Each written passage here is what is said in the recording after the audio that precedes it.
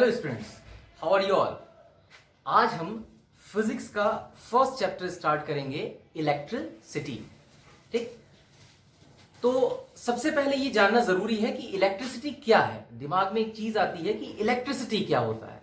तो इलेक्ट्रिसिटी एक simple source of energy है। ठीक, हमारे माइंड में बहुत सारे क्वेश्चंस आते हैं कि इलेक्ट्रिसिटी के बारे में, कि स्विच ऑन कर दिया, पंखा कैसे चलता है, लाइट कैसे जलती है, गीजर कैसे चलता है, अप्लायंसेस कैसे चलते हैं। तो इलेक्ट्रिसिटी एक बेसिक फॉर्म हो गई एनर्जी की। ठीक है, तो एनर्जी जो है वो एक फॉर्म है, उसको कन्वर्ट करके हमने इलेक्ट्रिसिटी कहा, it is a source of energy. तो इलेक्ट्रिसिटी अगर नहीं होगी, बिजली नहीं होगी, तो सीधी सी बात है फिर लाइट नहीं होगी। हमारे जितने भी आज की डेली लाइफ डिपेंड करती है इलेक्ट्रिसिटी के ऊपर, तो इलेक्ट्रिसिटी ना होने की वजह से वो सारी चीजें स्टॉप हो जाएंगी। बिजली नहीं जलेगी, हम मोबाइल चार्ज नहीं कर सकते, हम लोग और डेली वर्कआउट नहीं कर सकते। तो इलेक्ट्रिसिटी बहुत नेसेसरी है। तो इलेक्ट्रिसिटी है क्या? तो इलेक्ट्रिसिटी बेसिकली जो स्टार्ट होती है, पढ़ते हैं तो उसमें सबसे फंडामेंटल चीज आती है इलेक्ट्रिसिटी के लिए, दैट इज चार्ज। चार्ज जो है वो बेसिक फंडामेंटल चीज होती है इलेक्ट्रिसिटी की। तो चार्जेस क्या होते हैं, फिर हमें ये पढ़ना है चार्जेस कितनी तरह के होते हैं, इनकी प्रॉपर्टीज क्या होती हैं, एंड फर्दर आगे चीजें पढ़नी है। तो इलेक्ट्रिसिटी के अंदर द बेसिक चीज है दैट इज चार्जेस। ठीक, तो चार्ज क्या होता है? देखिए, सिंपल वे में हम कह सकते हैं व्हाट इज चार्ज। चार्ज का मतलब होता है एनी बॉडी और object which has a property to attract और repel other body near it are called charges.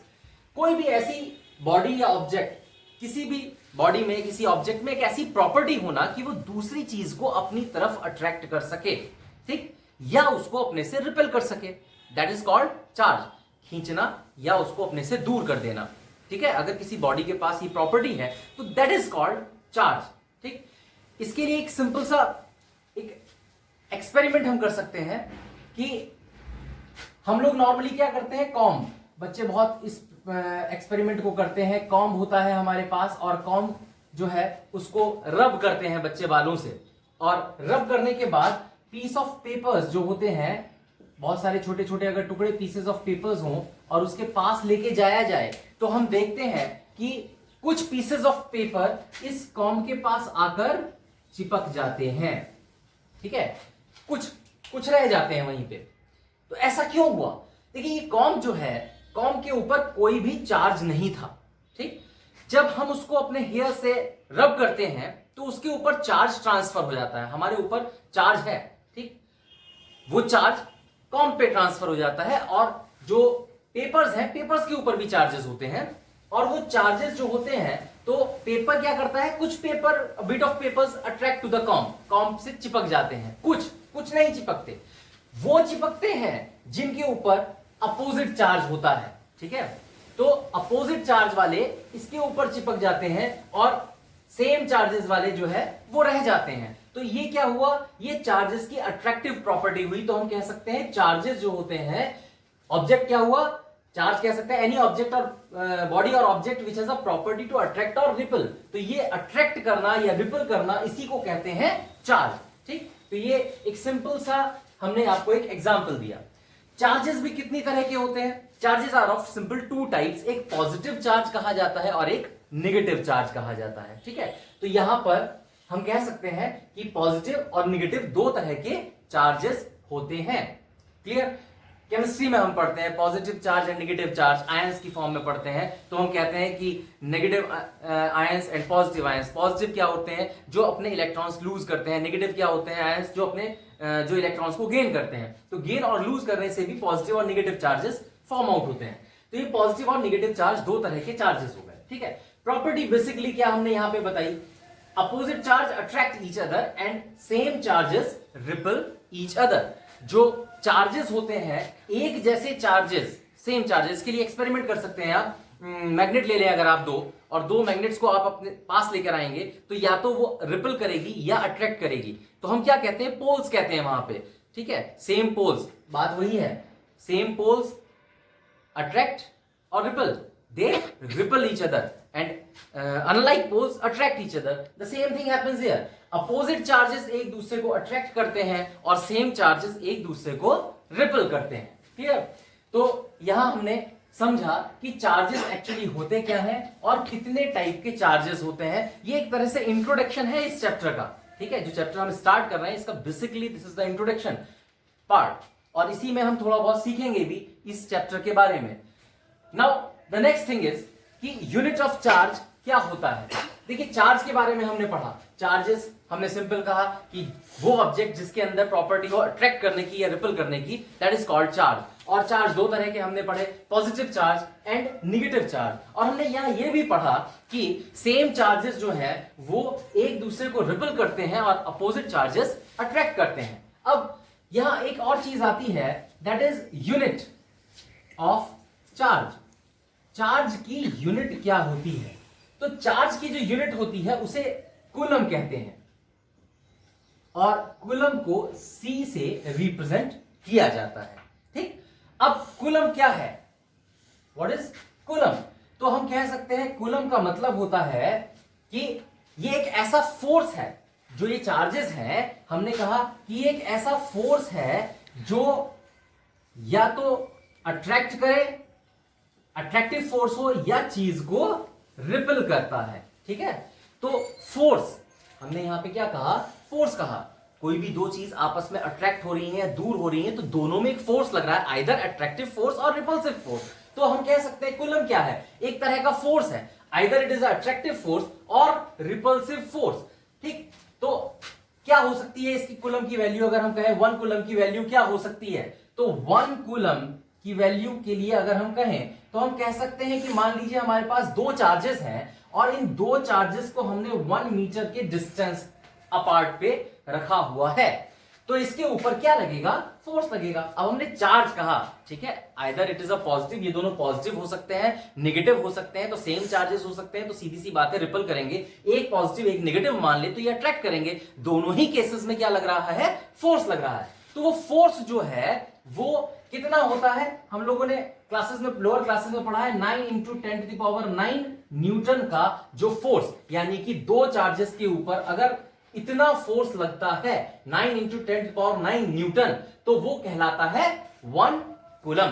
तो 1 कूलम चार्ज वो होता है जब दो चार्जेस के बीच में डिफरेंस 1 मीटर हो और फोर्स कितना लगता हो? 9 इंटू 10⁹ न्यूटन. ठीक, तो यहां पे अब एक और चीज हम देखेंगे, समझ में आता है कि ठीक है, 1 कूलम का मतलब हो गया इतना चार्ज. अब 1 कूलम चार्ज कितना होता है? ठीक है, 1 कूलम चार्ज के लिए क्या एक ही इलेक्ट्रॉन रेस्पॉन्सिबल है? Simple, 1 electron is responsible. एक इलेक्ट्रॉन के ऊपर जितना चार्ज होता है वो रेस्पॉन्सिबल होता है. तो उसके लिए हम कह सकते हैं कि एक क्वेश्चन अगर हम कहें, calculate the number of electron in 1 coulomb of charge. Calculate number of electrons in 1 coulomb of charge. 1 coulomb charge में कितने इलेक्ट्रॉन्स होते हैं? ठीक, तो 1 कूलम चार्ज के लिए हम क्या कह सकते हैं? 1 कूलम इज इक्वल टू, अब हम यहां कहें नंबर ऑफ इलेक्ट्रॉन, यहां हमने कितने इलेक्ट्रॉन कहे? 1 इलेक्ट्रॉन माना. ठीक, तो 1 इलेक्ट्रॉन है. अब इस इलेक्ट्रॉन पे चार्ज कितना होता है? Charge on electron that is 1.6 multiply 10⁻⁻19 coulomb. 1 electron पर इतना चार्ज होता है, ये आपको याद रखना है. तो 1 कूलम पे कितना चार्ज हो जाएगा? दैट इज 1/1.6 इंटू 10⁻⁻19 इलेक्ट्रॉन, यानी इतने इलेक्ट्रॉन हो जाएंगे.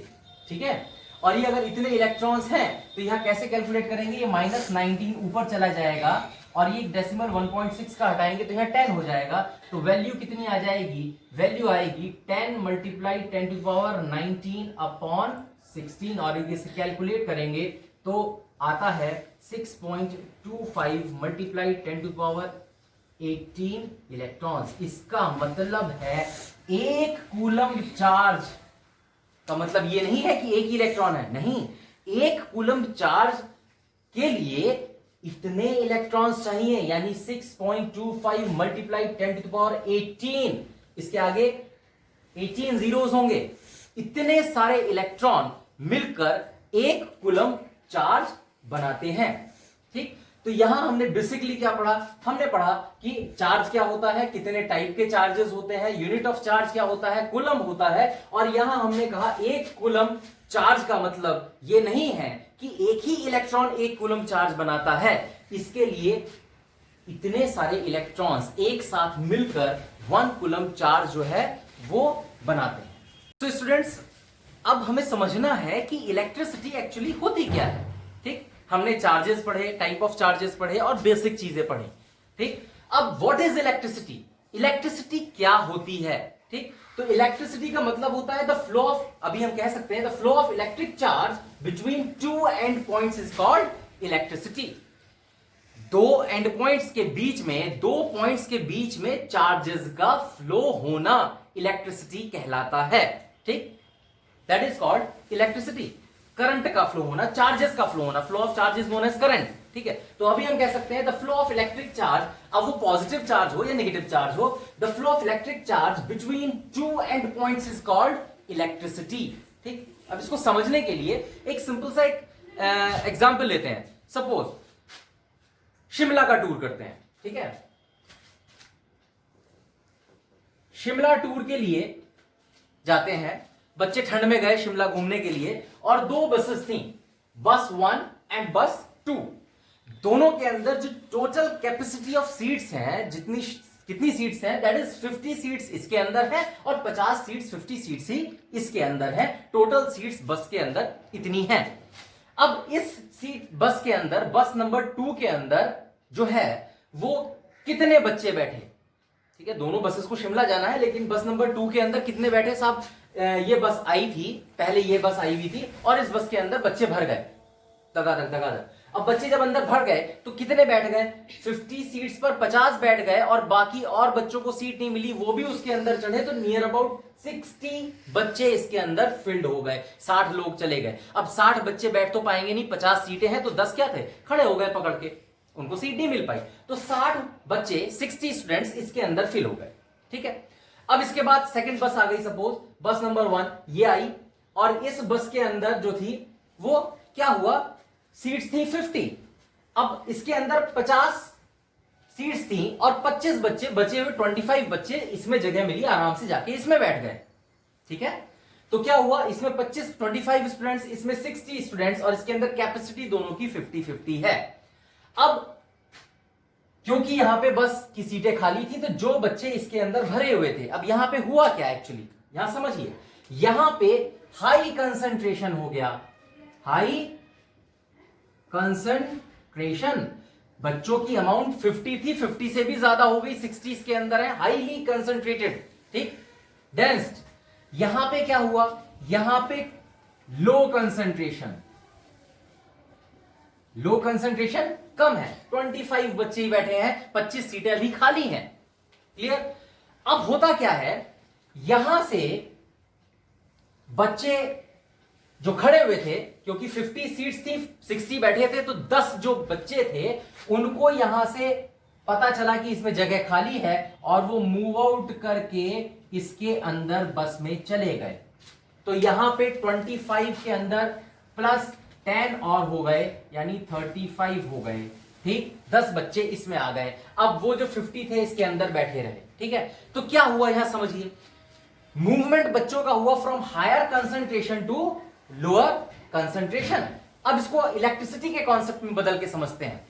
इलेक्ट्रिसिटी में क्या होता है? हमने कहा the flow of electric charge between two end points is called electricity.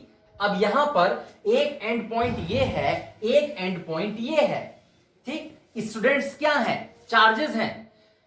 यहां 60 अंदर थे, अब 10 यहां से मूव आउट कर गए। जब ये 10 मूव करके यहां पर आ गए बस नंबर 2 के अंदर, तो हुआ क्या? Movement of charge from higher potential to lower potential, या हम कह सकते हैं, पोटेंशियल वर्ड भी इस्तेमाल नहीं करते क्योंकि स्टार्टिंग ऑफ द चैप्टर है। The movement of charge from higher concentration to lower concentration. क्योंकि दिमाग में क्या चीज आती है जब हम इलेक्ट्रिसिटी पढ़ते हैं? साहब हमने बटन दबाया स्विच का, लाइट जल गई, ऐसा क्या हुआ कि वहां से वहां तक क्या पहुंचा कि लाइट जल गई? अच्छा, ये चार्ज जो है यहां से वहां ही क्यों गया, वहां से यहां क्यों नहीं आया? ये सारी चीजें जो माइंड में आती हैं, ये उनके बेसिक कॉन्सेप्ट्स, बहुत सारे क्वेश्चंस डेवलप होंगे अभी आपके माइंड के अंदर। तो यहां हम क्लियर कर रहे हैं मूवमेंट ऑफ चार्ज कैसे होता है, या इलेक्ट्रिसिटी बेसिकली क्या होती है। तो इलेक्ट्रिसिटी के अंदर हमने क्या कहा, हायर कंसंट्रेशन से लोअर कंसंट्रेशन की तरफ स्टूडेंट्स मूव कर गए, तो हमने कहा हायर कंसंट्रेशन से लोअर कंसंट्रेशन पे चार्ज का मूव कर जाना, ठीक, दैट इज कॉल्ड इलेक्ट्रिसिटी। यही तो हमने लिखा, the flow of electric charge either positive or negative between two endpoints is called electricity। तो यहां से ये मूव करके चले गए और यही मूवमेंट क्या कहलाता है, दिस इज कॉल्ड इलेक्ट्रिसिटी, ठीक। तो अब इलेक्ट्रिसिटी के बारे में हमने पढ़ा। अब इलेक्ट्रिसिटी अगर ये है तो यहां इलेक्ट्रिसिटी ठीक है, flow of charge from higher concentration to lower concentration. जब चार्जेस हायर कंसंट्रेशन से लो की तरफ मूव करते हैं तो इलेक्ट्रिसिटी कहलाई जाती है। अब इलेक्ट्रिसिटी अगर होती है तो ये कौन सी चीजें हैं जो एक जगह से दूसरी जगह इलेक्ट्रिसिटी को पहुंचाने में हेल्प करती हैं, कौन सी चीजें ऐसी नहीं है? तो उसके लिए हम बेसिकली क्या कहते हैं, हम दो चीजें पढ़ते हैं। नंबर वन हम कहते हैं कंडक्टर्स, और नंबर टू हम कहते हैं इंसुलेटर्स। कंडक्टर क्या होते हैं? कंडक्टर ये बस वाला कंडक्टर नहीं है, ठीक है। तो कंडक्टर्स क्या होते हैं? बेसिकली जितने भी कंडक्टर्स होते हैं वो दोज हु कंडक्ट, ठीक, जो कंडक्ट कर सकते हो। तो हम कह सकते हैं conductors those who conduct and those who do not conduct are called insulator. जितने भी कंडक्टर्स होते हैं बेसिकली मेटल्स जितने होते हैं, जितने भी मेटल्स होते हैं दे आर कंडक्टर। और इंसुलेटर्स जो कंडक्ट नहीं कर सकते, यानी कि जो एक जगह से दूसरी जगह नहीं पहुंचा सकते। For example we can say wood. अब बात आती है ऐसा कंडक्टर या इंसुलेटर में क्या है, कंडक्टर के पास ऐसा क्या है कि जो चार्जेस को ले जाए, इंसुलेटर के पास ऐसा क्या नहीं है जो चार्जेस को नहीं ले जा सकता। तो इसके लिए सिंपल सा एक एग्जाम्पल लेते हैं। सपोज दो भाई हैं, मैं और मेरे एक भाई और है, और हम दोनों भाई में से सपोज मेरा दूसरा वाला भाई स्टडीज करता है, पढ़ाकू है, बहुत पढ़ता है, पढ़ाई कर रहा है, मैं क्या हूं, खाली, ठीक। तो मेरे घर वाले मुझसे क्या कहते हैं, पापा कहते हैं बेटा मार्केट का काम है, कौन जाएगा, तुम चले जाओ, ठीक, असित तुम चले जाओ। मार्केट से आ गए, ठीक, सब्जी लेके आनी है, तुम चले जाओ, क्योंकि वो पढ़ रहा है, ठीक है, तुम जाओ। कोई और काम करना है, अच्छा तुम चले जाओ। पड़ोस की दुकान से कुछ लेके आना है, अच्छा तुम चले जाओ। तो क्यों कहा जा रहा है मुझसे, क्योंकि मैं खाली हूं, ठीक। वो पढ़ रहा है, कंटिन्यूअसली बिजी है, उससे कोई कुछ नहीं कहेगा, क्योंकि मैं खाली हूं इसलिए मुझसे कहा जाता है कि मैं ये काम कर लूं। तो यहां पर कंडक्टर्स के पास क्या है, दे हैव फ्री इलेक्ट्रॉन्स। इनके पास खाली इलेक्ट्रॉन्स हैं, फ्री है, तो इनको कहा जाता है चार्जेस को ले जाओ, ठीक है, मूव करो। तो हम क्या कह सकते हैं, कंडक्टर्स क्यों कैरी करते हैं चार्जेस को, या कंडक्टर जो है दोज हु कंडक्ट चार्जेस एक जगह से दूसरी जगह, कौन लेकर जाता है, फ्री इलेक्ट्रॉन्स, ठीक है। तो ये लेकर जाते हैं, इनके पास फ्री इलेक्ट्रॉन है ही नहीं, बिजी है सारे पढ़ाई के अंदर, ऐसे समझ लीजिए। तो they do not have free electrons, इनके पास फ्री इलेक्ट्रॉन नहीं है, तो ये नहीं लेके जा सकते। इसलिए कंडक्टर्स क्या होते हैं, दे कंडक्ट इलेक्ट्रिसिटी, चार्जेस को कैरी करके ले जा सकते हैं, क्लियर। तो यहां हम बेसिकली क्या समझ रहे हैं, यहां हमने इस चैप्टर का बेसिक फंडा क्लियर किया कि हमें पढ़ना क्या है, क्या चीजें होती हैं, ठीक है। अब हम स्टार्ट करेंगे इससे आगे का टॉपिक। सो स्टूडेंट्स, अब हमें पढ़ना है प्रॉपर्टी ऑफ चार्जेस। ये हमने जनरल चीजें समझी, ठीक। चैप्टर का बेसिक कॉन्सेप्ट क्लियर नहीं होगा तो चैप्टर समझ में नहीं आ पाते हैं।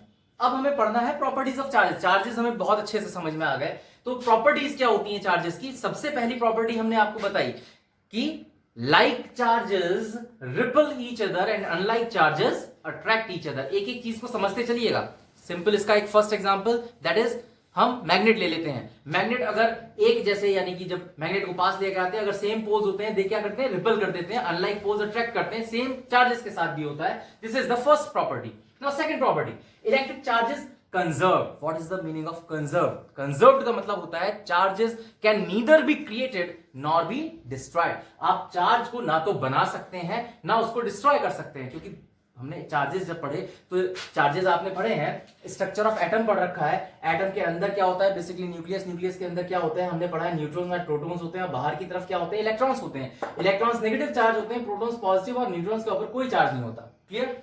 तो यहां हम इलेक्ट्रॉन्स को क्रिएट नहीं कर सकते, प्रोटॉन्स को क्रिएट नहीं कर सकते, डिस्ट्रॉय नहीं कर सकते। हम क्या कहते हैं? Energy can be transfer from one form to another. आप ट्रांसफॉर्मेशन चेंज कर सकते हैं। तो इसीलिए हम कह सकते हैं कि इलेक्ट्रिक चार्ज क्या होता है? कंजर्व्ड होता है, खत्म नहीं होता, एक जगह से दूसरी जगह ट्रांसफर किया जा सकता है।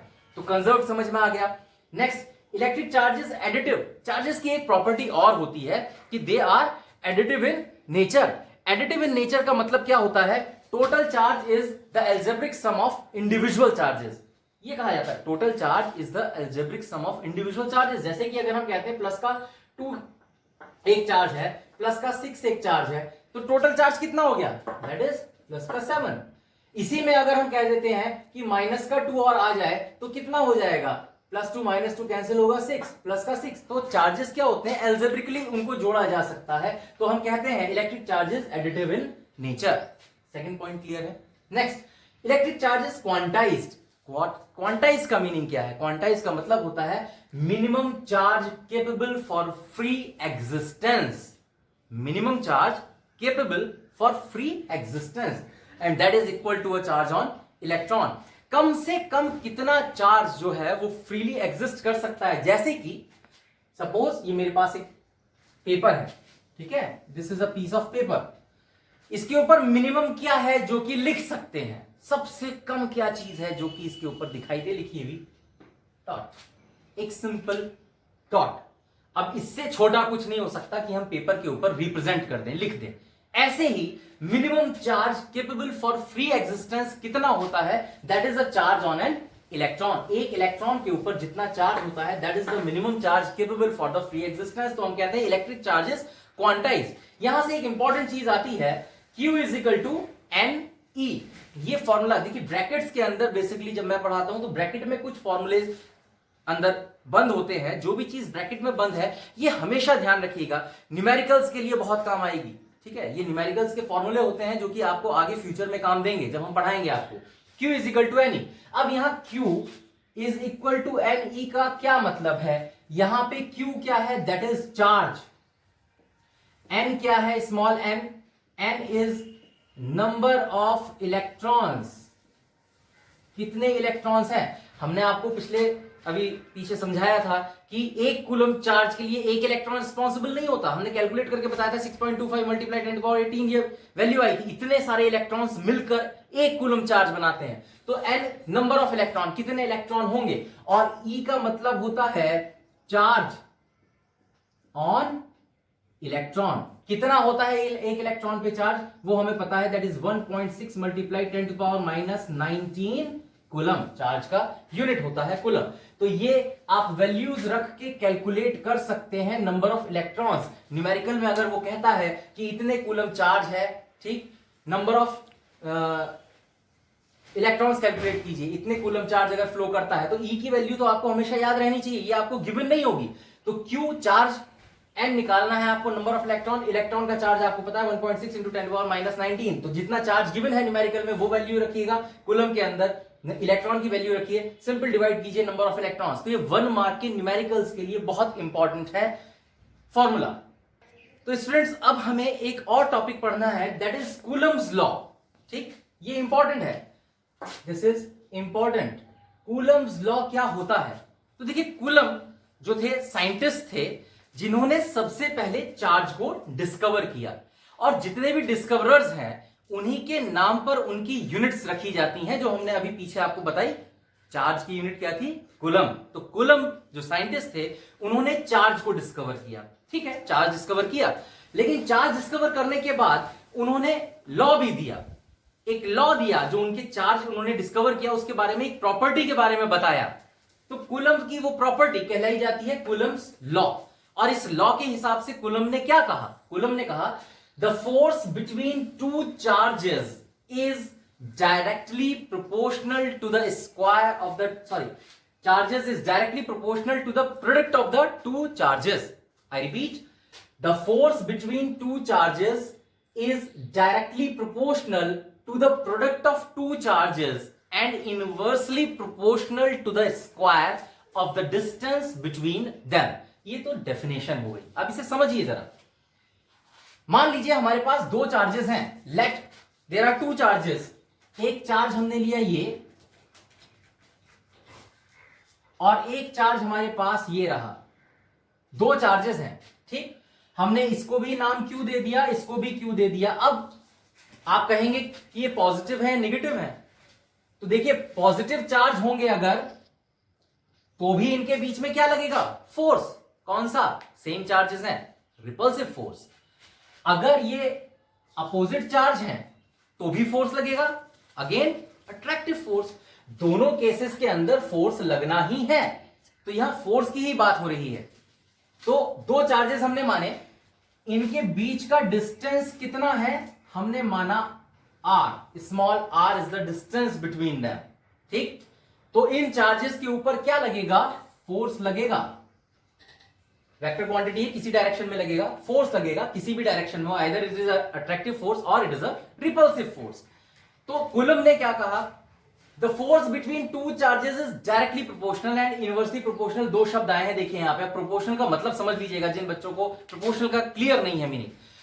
डायरेक्टली प्रोपोर्शनल का मतलब होता है कि एक चीज बढ़ाने पे दूसरी चीज का बढ़ जाना, ठीक है. अगर हम कहते हैं ज्यादा हत्थे चलाते हैं नल के तो ज्यादा पानी निकलता है, हम कहें ज्यादा पानी निकलता है, इसका मतलब ज्यादा हत्थे चलाए जा रहे हैं. दैट मींस एक चीज बढ़ेगी साइड की तो दूसरी चीज भी बढ़ती है, या एक चीज घट जाए कम हो जाए तो दूसरी चीज भी कम हो जाती है. This is called directly proportional.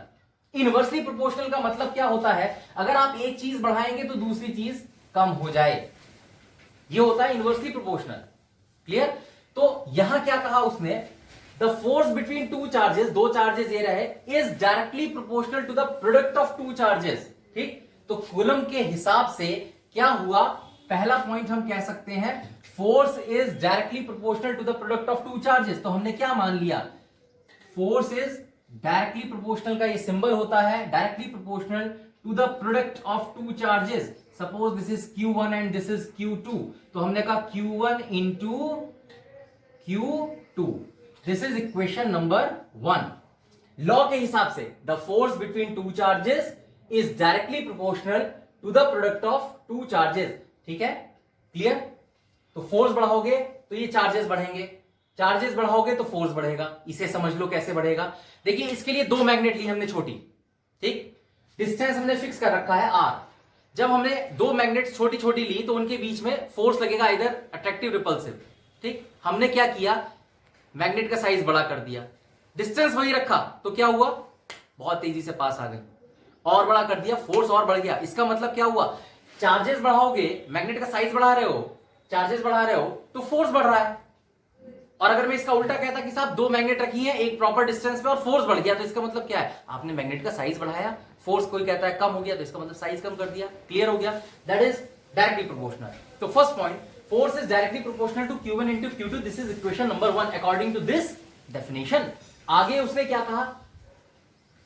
Directly proportional to the product of two charges and inversely proportional to the square of the distance between them. और उसने क्या कहा? Force is inversely proportional to the square of the distance between them. Inversely को कैसे show करते हैं? 1 upon r square. Upon में show करते हैं.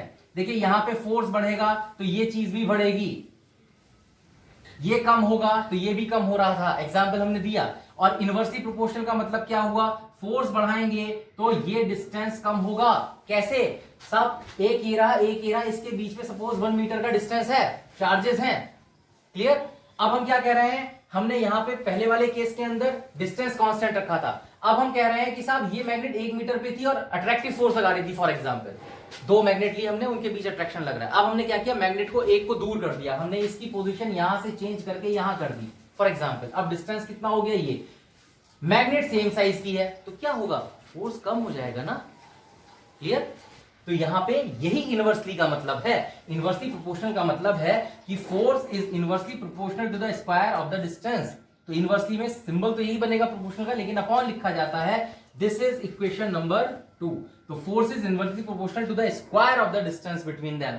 अब बाई इक्वेशन नंबर 1 and 2 ये अगर हम जोड़ दें तो क्या आता है, फोर्स इज प्रोपोर्शनल। याद रखिए जब इनको जोड़ा गया तो हम डायरेक्टली इनवर्सली नहीं बोलते, फिर हम बोलते हैं प्रोपोर्शनल। तो फोर्स इज प्रोपोर्शनल टू, इन दोनों इक्वेशंस को मिलाएं तो क्या आएगा, Q1 into Q2 upon R square. Clear. अब यहां पे प्रोपोर्शनल का साइन हटाना है। जब भी हम प्रोपोर्शनल का साइन हटाते हैं तो कोई ना कोई कांस्टेंट की वैल्यू रखी जाती है, ठीक है, हमेशा रखी जाती है। तो यहां हम ये प्रोपोर्शनल का साइन हटाते हैं तो फोर्स इज प्रोपोर्शनल का साइन अगर हटाएंगे is equal to K Q1 into Q2 upon R square, ये आएगा। और आप कहें के क्यों लिखा, ये कांस्टेंट की वैल्यू है जो के फिक्स की गई। और यहां पे क्या क्या चीजें हैं तो हम कह सकते हैं हेयर क्या क्या चीज आई, एफ क्या है, फोर्स ऑन टू चार्जेस, दो चार्ज जो है उन पे फोर्स जो लग रहा है, चाहे वो अट्रैक्टिव हो या रिपल्सिव। Q1 और Q2 क्या है, Q1 and Q2 are two charges, दो चार्ज हैं। R क्या है, डिस्टेंस बिटवीन टू चार्जेस, दो चार्जेस के बीच में जो डिस्टेंस लिया। और K क्या है, इंपॉर्टेंट है, K is constant of proportionality. तो ये जो फॉर्मूला आया, जो बॉक्स में बंद किया, ये न्यूमेरिकल के लिए इंपॉर्टेंट है। आपसे फोर्स निकलवाया जा सकता है, कांस्टेंट की वैल्यू गिवन हो सकती है, गिवन ही होगी। अभी आपको कांस्टेंट क्लियर नहीं है, इससे ज्यादा का आप आगे पढ़ेंगे कि इसकी वैल्यू क्या होती है, 1/4 पाई एप्सिलॉन 0, ये यहां नहीं पढ़ना। तो force is equal to K into Q1 upon Q2 upon R square, ये फोर्स है और यही कहलाया जाता है कूलम्स लॉ। तो कूलम्स लॉ के हिसाब से F is equal to K Q1 into Q2 upon R square. और F क्या है, force on two charges, Q1 Q2 क्या है, दो चार्जेस जो हमने लिए, R क्या है, distance between the two charges जो हमने यहां पे लिया है, और K क्या है, constant of proportionality. So dear students, इस वीडियो में हमने आपको इलेक्ट्रिसिटी चैप्टर का बेसिक कॉन्सेप्ट समझाया, चार्जेस बताए, टाइप्स ऑफ चार्जेस बताए, थोड़ा बेसिक समझा हमने। और उसके बाद हमने प्रॉपर्टीज ऑफ चार्जेस पढ़ी। प्रॉपर्टीज ऑफ चार्जेस के अंदर हमने कूलम्स लॉ तक आपको इस वीडियो में डिस्क्राइब किया। नेक्स्ट वीडियो में हम इससे आगे का पार्ट पढ़ेंगे, इलेक्ट्रिक करंट, देन 1 कूलम क्या होता है, पोटेंशियल पढ़ेंगे, व्हाट इज पोटेंशियल, पोटेंशियल क्या होता है, और electric circuits and so on. तो धीरे धीरे हम इस टॉपिक को आगे बढ़ाते जाएंगे। ये फर्स्ट वीडियो के हमने आपके सामने फिजिक्स की रिप्रेजेंट की है, आपको कैसी लगती है कमेंट कीजिएगा, और नेक्स्ट वीडियो जल्द ही आपके सामने आएगी।